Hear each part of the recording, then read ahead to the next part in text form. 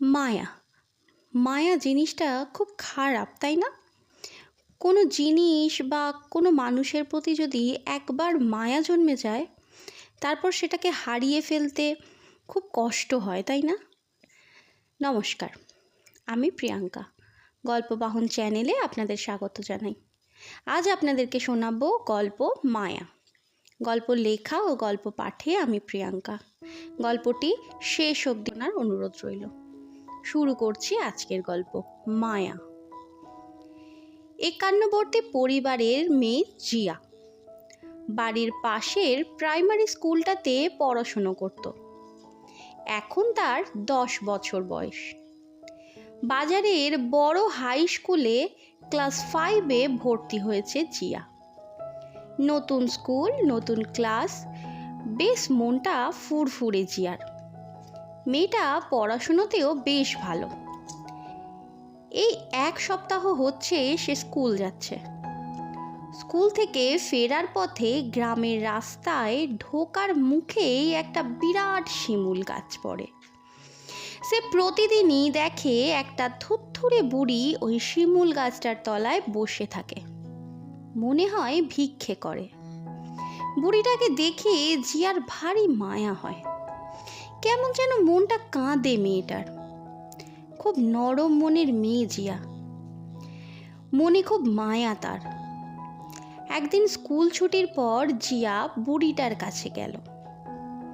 সেদিন সে নিজের টিফিনটা না খেয়ে বুড়িটাকে গিয়ে বলল, ঠাম্মা, তুমি আমার টিফিনটা খাবে? আমি আজ না খেয়ে তোমার জন্য বাঁচিয়ে রেখেছি।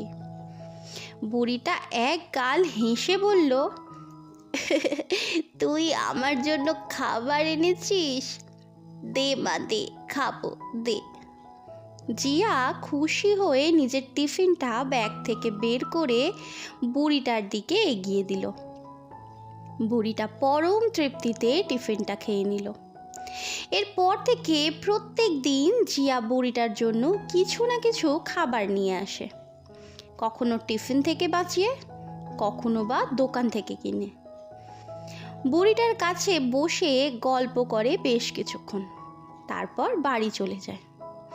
এই কদিনে বেশ টান জন্মে গেছে ওদের একে অপরের প্রতি। একটা মায়া জন্মেছে।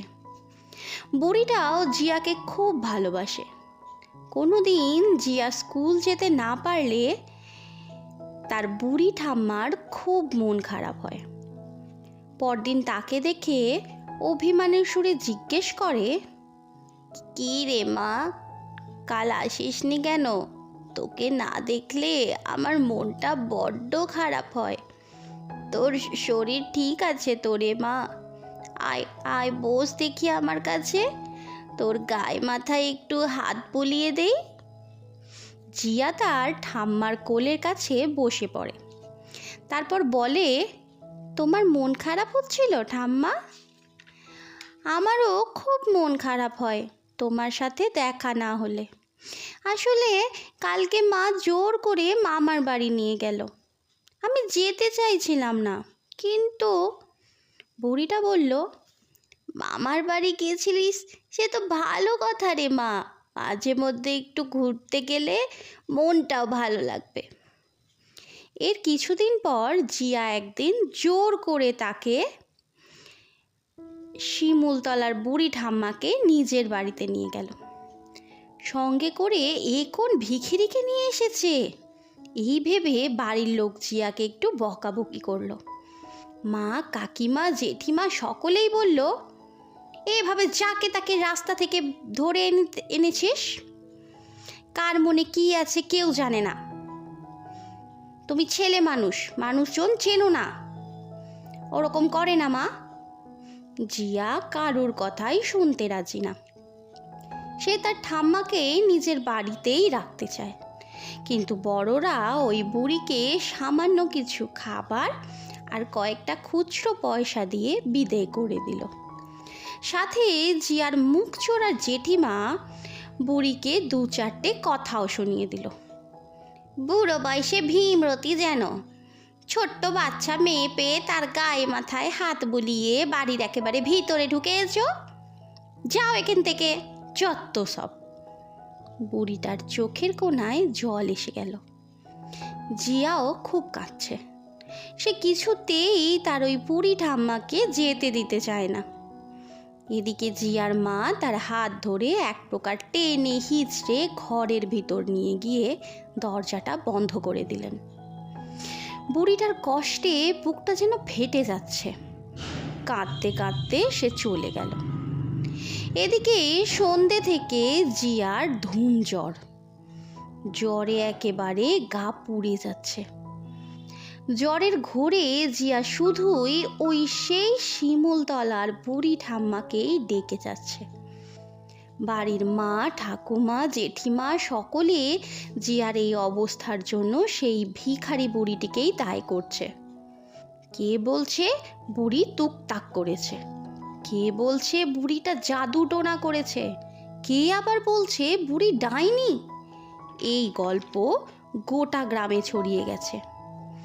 জিয়ার বাবা, কাকা, জেঠু, পাড়ার আরও অনেক লোক মিলে বুড়িটাকে মেরে গ্রামের বাইরে তাড়িয়ে দিয়েছে। এদিকে জিয়ার অবস্থা খারাপ হয়ে যাচ্ছে। জ্বর কিছুতেই কমে না। কোনো ডাক্তার, বদ্যি, কারোর ওষুধই কোনো কাজে লাগে না। সে শুধু তার ওই বুড়ি ঠাম্মাকেই খুঁজে যাচ্ছে, ডেকে যাচ্ছে জ্বরের ঘোরে। শেষে বাড়ির লোকেরা এক প্রকার বাধ্য হয়েই সেই বুড়িটিকে খুঁজতে গেল, কিন্তু কোথাও পেল না। রাতে জিয়াকে ওষুধ খাইয়ে ঘরে শুইয়ে তার মা গেছেন রান্নাঘরের বাকি কাজগুলো সামলে নিতে। এদিকে জিয়া হঠাৎ শুনতে পেল সেই বুড়ি ঠাম্মার গলা। কি রে মা, আমাকে খুঁজছিলিস? মন কেমন করছে বুঝি আমার জন্য? এই দেখ আমি এসেছি, আয় মা আয়, তোর মাথায় একটু হাত বুলিয়ে দে। জিয়ার মুখে হাসি ফুটল। ঠাম্মার আদর খেতে খেতে জিয়া ঘুমিয়ে পড়ল। পরদিন সকাল থেকে জিয়া একেবারে সুস্থ। বাড়ির সকলে স্বস্তির নিঃশ্বাস ফেলল। জিয়া স্কুল যাওয়ার জন্য রেডি হলো, কিন্তু 2 দিন কেটে গেল জিয়া তার ঠাম্মিকে দেখতে পাচ্ছে না। শিমুল গাছের উল্টো দিকের একটা দোকান ছিল, যেখান থেকে জিয়া অনেকবার বিস্কুট, মুড়ি, কেক ইত্যাদি কিনেছিল ঠাম্মার জন্য। সেই দোকানের কাকুকে গিয়ে জিজ্ঞেস করলো ঠাম্মার কথা। কাকুটি জানালো ঠাম্মা 4 দিন হলো ওই শিমুল গাছের তলাতেই মারা গেছিল। লোকজনেরা মিলে তাকে দাহ করে। শেষ হলো আজকের গল্প মায়া। গল্পটি কেমন লাগলো কমেন্ট বক্সে কমেন্ট করতে ভুলবেন না। যদি ভালো লেগে থাকে অবশ্যই একটি লাইক করবেন।